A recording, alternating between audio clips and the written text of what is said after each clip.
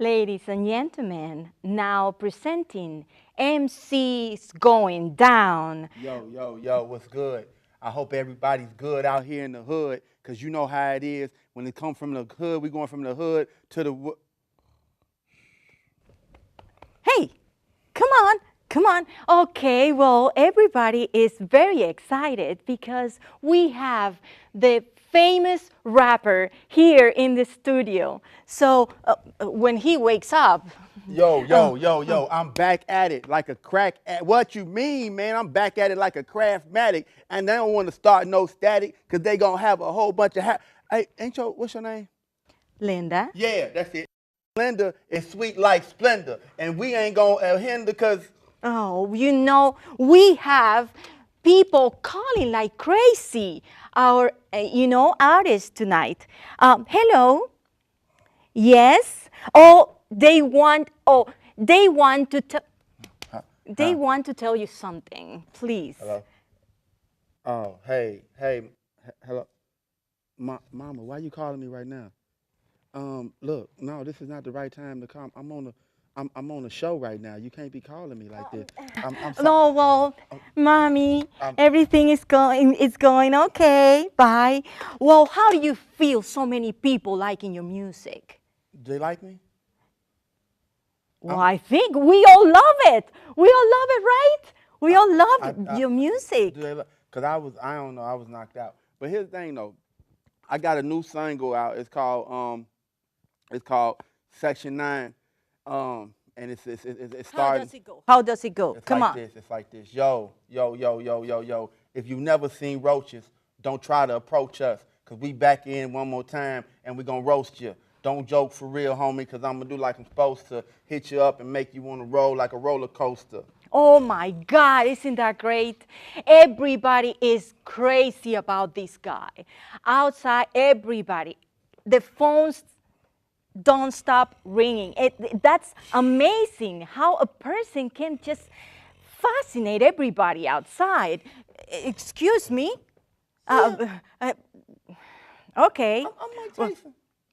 I'm Mike Tyson, and I don't want to. I just want to talk about it, because every time I go try to talk, they don't let me talk. Like Robin never let me talk. She said, here. I tried to kiss on her ear, but for some odd reason I chipped it, and I chipped my tooth while I was kissing on her ear. I said, hey. She said, no, Mike. That is amazing. That is amazing.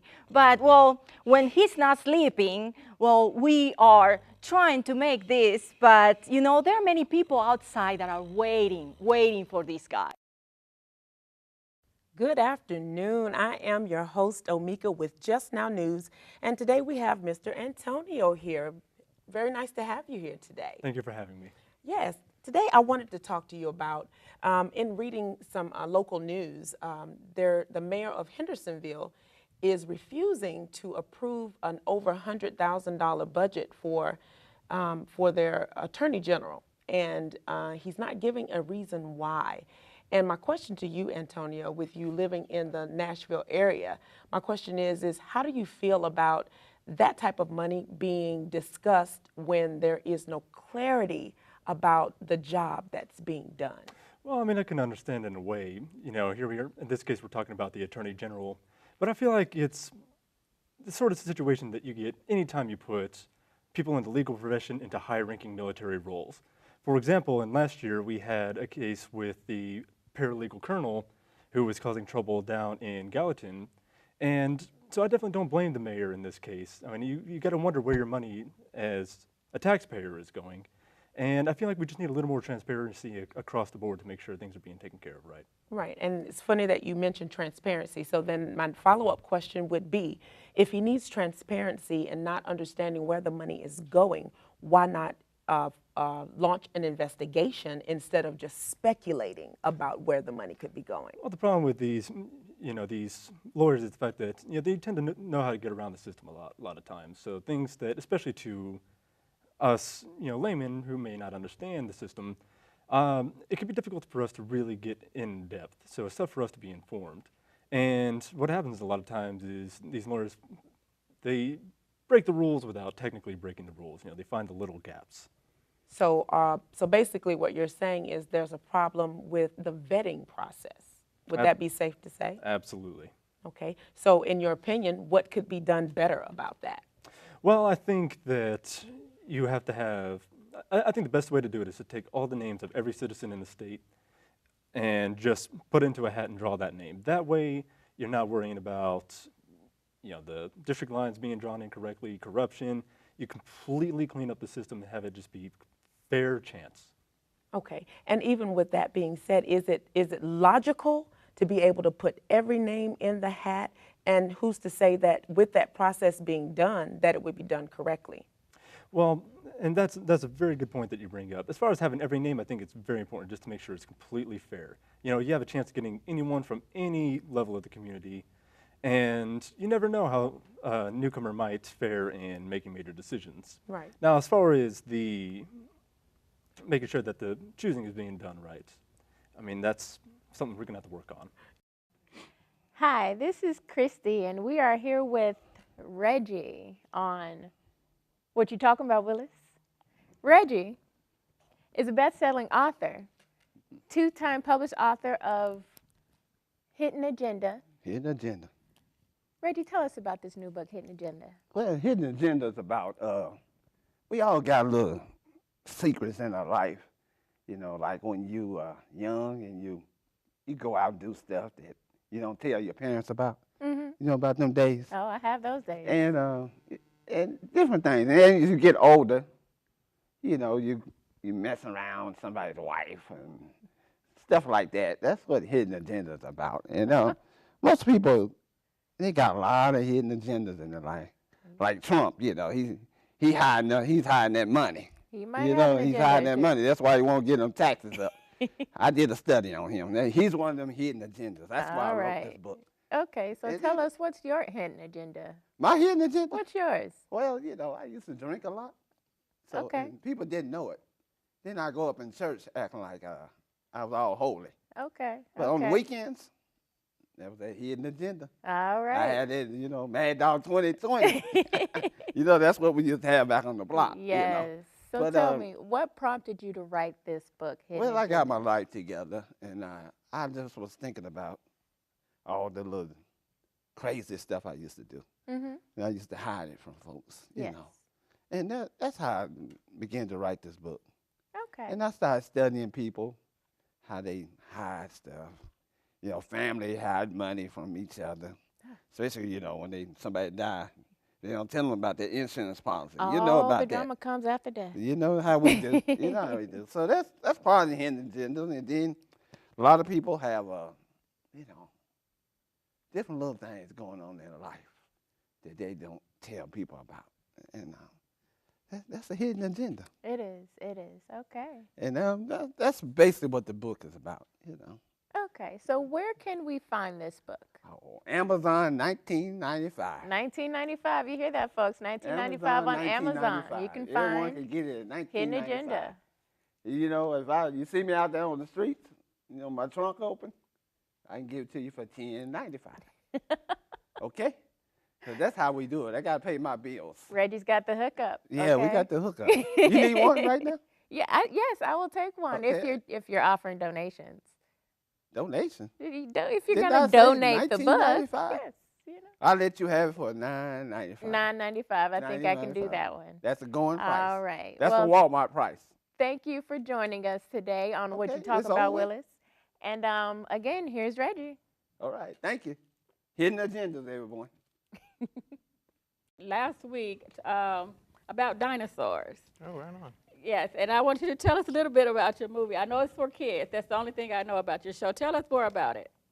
Thanks, Brynn, for having me on. Yeah, so it's a movie, and it's called Jurassic Cameron. It's about a dinosaur where I play the part, and it's also like an alternative universe where everything's the same, but I'm a dinosaur. Everybody else is the same. So, like, I still have a wife that is my human wife, but I'm a dinosaur, and I'm playing myself in the movie. Okay, so do you have any children in I have two children, both my daughters Marie and Roxy, who play themselves in the movie.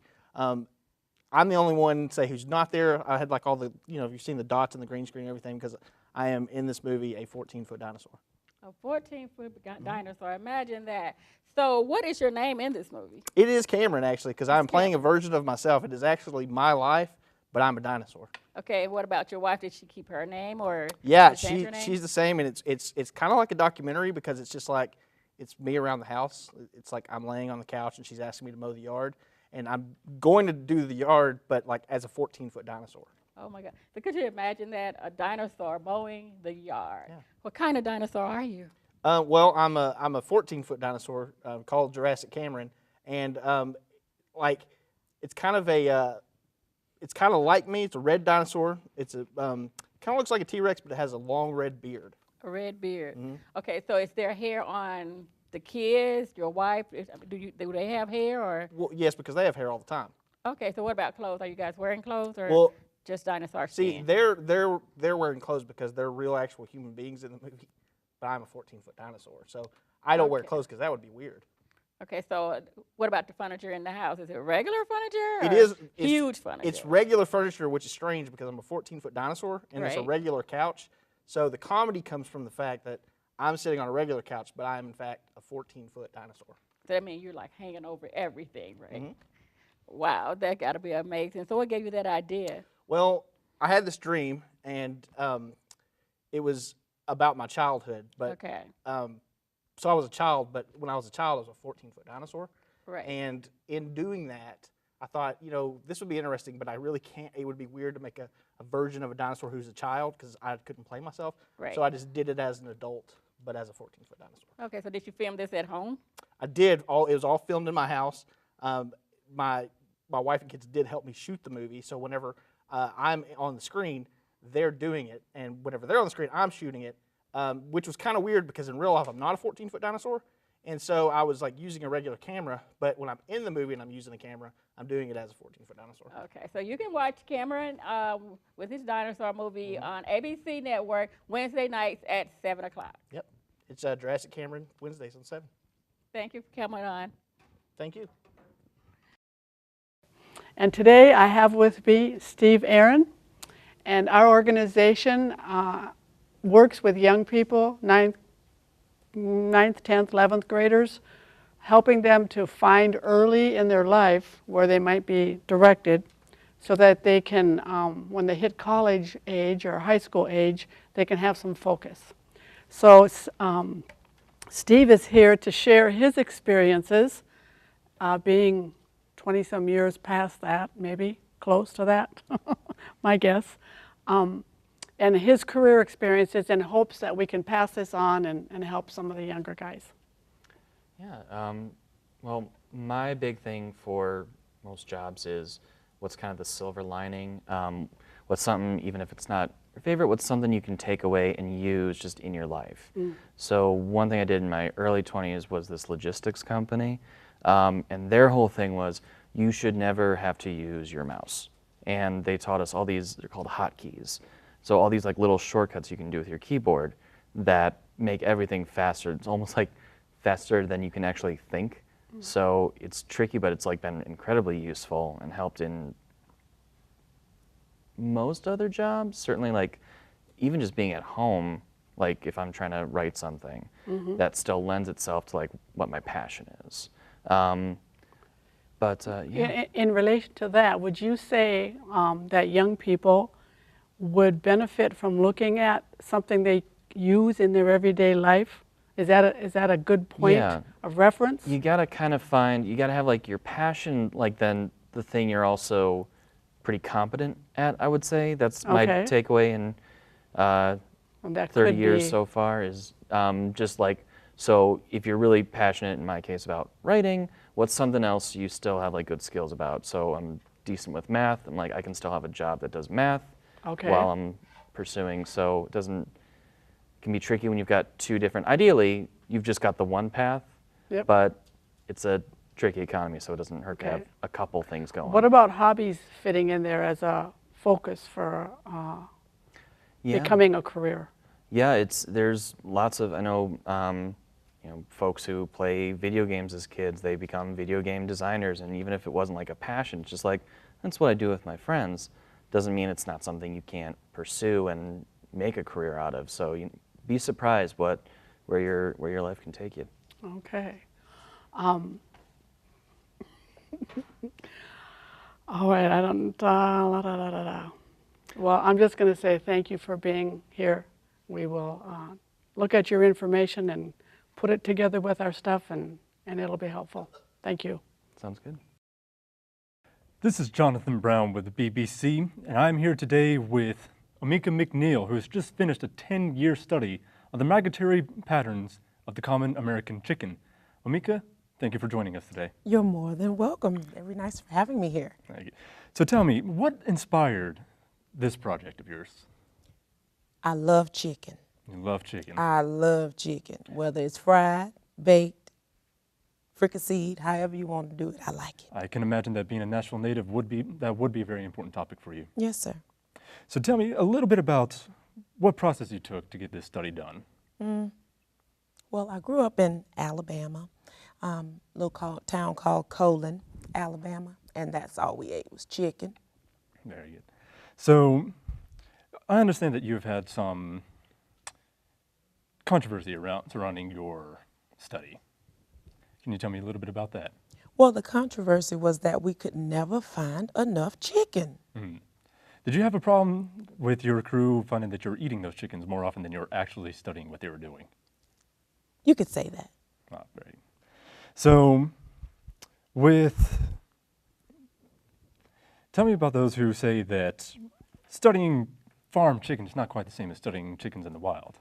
Well, I wouldn't know much about that because I spent most of my time trying to figure out whether I was going to fry it, boil it, or bake it.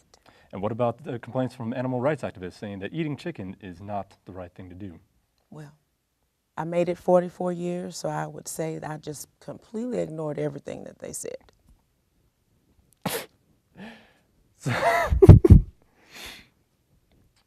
Now, tell me a little bit about your absolute favorite flavor of chicken, and how did you come to that conclusion? As long as it's seasoned very well, I like seasoning, so it doesn't really matter about the flavor as long as it's seasoned really, really good. And what about the difference in Alabama versus Tennessee chicken? There's not a whole lot of difference in the chicken itself. It's just a matter of who can season it better, whether it's the Tennessee restaurant that I go to, it may have a different type of seasoning versus a restaurant in Alabama. And what about the chickens in other states or other countries? Do you find that they compare similarly here to the States? Absolutely not. I was in Korea for almost 4 years, and their chicken tastes nothing like the United States. And what's the difference there? How would you say it tastes? Bland. Bland.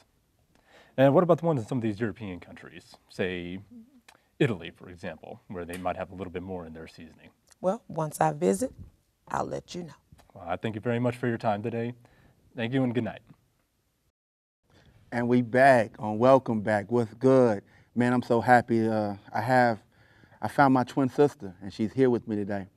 And her name is Linda. She's from Venezuela. How you doing, Miss Linda? Muy bien, muy bien. ¿Y tú cómo estás? Oh, man, that's what's up. So listen, so what we're doing today is we just chilling, because we haven't talked in a long time, so we wanted to share this on the Family Network today. Miss Linda, how long have you been back? En los Estados Unidos, Yeah. como más o menos como unos 2 años, más o menos. That's it. Oh, man. That's what I'm talking about. She is brilliant. Listen, now watch this.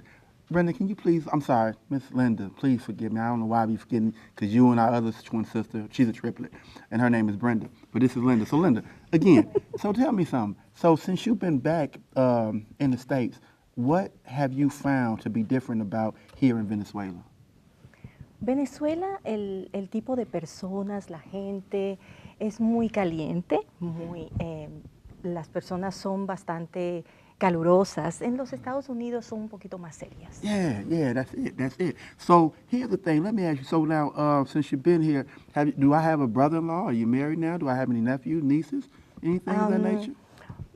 Pues sí, tengo un esposo y tengo 3 hijos. Oh man, that is awesome. Okay, well whoever he is, I know he's lucky. You're lucky. We all are just lucky, aren't we? That's it right there. So let me ask you, do you like ice cream? Do you like, what do you like? Because I don't know. I mean, I haven't seen you since we were babies and since they split us up. So what do you like? A mí me gusta el helado de ron pasa. Ron con pasa. Are you serious? Oh, sí. I love that. I love that. I love that. That is so awesome. So let me ask you, so like what's man, this is awesome to me. So what have you been doing since you've been here as far as working? Are you working now? Sí, sí, estamos trabajando en la oficina legal. All right. Have you seen Vince and Vinny lately? No, no lo he visto. Okay, I ain't seen them either. Don't worry about it. But here's the thing, though. I've been working out a lot lately, trying to get my muscles together. Do you work out? Do you anything like that? Oh, right now? sí, siempre, siempre trabajando mucho en el ejercicio. I drive a Honda as well. I drive a Honda Accord, actually, and it's so nice. Matter of fact, I do like 5, 10. Okay, cool. So listen, they're telling us that we have 30 seconds. That means that we have to speed this up. So listen, I just want to tell you I'm so happy to see you. Anything you want to say to our people while we're here? Oh, sí, bueno, a las personas que no conocen Venezuela, los invito a visitarla en el día de hoy. Yo estoy muy, muy feliz de que usted me haya invitado aquí a su programa. That's it, programmer, what she said. Peace to the Middle East like Beauty and the Beast. You better know it. Yeah! Yay. Yay, that's it. I'm here with Christie, and we're going to talk about her life story. And Christie, tell us a little bit about yourself. Well, I am Christie, born here in the United States, but I don't claim any state as a home because I'm an Army brat. So, Okay. yeah. So you don't claim no state? I don't claim any state, no. Well, what's your favorite state? Then? My favorite state? Well, right now it's Tennessee. Okay. So did you go to Italy and Japan and all that, like most kids? No, I did go to Germany, though. Oh, okay. How was that? Actually, I was an adult myself because I served myself in the Air Force, so. Oh, okay. I did 6 months in Germany. It was pretty awesome. Oh, okay. So you were saying before we come on air, did you like football? I love football. Your favorite team is? Green Bay Packers. Green Bay Packers. Yeah. They didn't make the playoffs. They did not. We had a rough year. Yeah. Okay. But Well, you know, I'm a Los Angeles Ram, so I can't talk too much. We choked. But what else? You have kids? I've got 3 boys. 3 boys. What's their Yes. names? Justin, Kevin, and Devin. Oh, okay. Y'all in middle school? Or younger? High school and an adult. Oh, well, you don't look that old. But Thank you. so what do they like to do? They keep you running? They used to, yeah. They like football and basketball and all that stuff? I've got one that does football. Yeah. My oldest did football when he was in school, Oh, okay. which turned into rugby. So, Okay. yeah. So that's, you hardly ever see, you know, African Americans in rugby, but. There weren't a whole Yeah. lot. I think he was the only one. No, there were 2 of them on his team. Oh, Yeah. okay. So So what else you like to do? I like to sing. Like to sing. Yeah, and I also like to do just audio work. I work in film and television, Oh, okay. so So what's your I favorite like doing part that. of doing the film and television? Interacting with the talent. Oh, okay. Yeah, So you like the cast? I do. Yeah. They can be characters. Yeah. Well, we got 35 seconds. What is your goals for the rest of this lifetime? What The is rest your- of this yeah, lifetime, yeah. you What know, is your I fa- just want to live this life being happy. That's Well, there's it. nothing wrong with that. That's So we it. got That's my 22 goal. seconds, and you know I appreciate you coming on. And then you want to throw My a pleasure. shout out to the kids right quick? Shout out to all 3 of my boys. You know, All Justin, right. Kevin, and Devin. I love you. Okay. And what about your mom? Shout out to my mom operating the camera over here. All right. And what's her name? Brynn.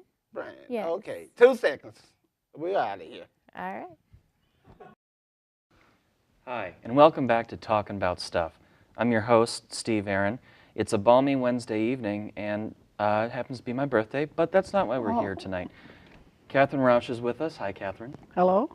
So you're a bit of a polymath. You got your toes in lots of different kinds of art. So you're writing a screenplay currently, is that correct? Why don't you tell us a little bit about that? Well, I started 2015, I went out to Hollywood and took in a school out there, Act One script writing, and I started several, 3 or 4 of them that I got started. But in December, I started one that I really like, and I know I'm going to go somewhere with it. Cool. And I want to make it a full-length film instead of a short. And I'm in the process of figuring out how to do that, and getting the people that's necessary, finding out what I can do, finding out what I need to get someone else to do, if there's any such thing as volunteer work, or otherwise, figuring the cost of it out. For sure. Yeah. And that's not all you're able to do. You're also a painter. Is that correct? Yep, I do. I paint. Do you have a favorite medium, like acrylic or clay or watercolors, anything like that? Well, right now I'm using acrylics. I put out about 1 piece a month is what I'm working on. The last one was a floral piece. And this new one, I just got the inspiration for, and it's a water scene with a moon on it. And it's going to be done a little different than I've ever seen done. So Gotcha. I've had fun with it. It's like a lot of natural kind of settings, landscapes, sort of, or just kind of Yeah, nature I do inspired? that. I like to do, and galaxies, that type of stuff. That's fun. Yeah. And you also mentioned you wrote a book? Yeah, I wrote a book, an e-book it was. Mhm. It was called Wake Up About Abuse.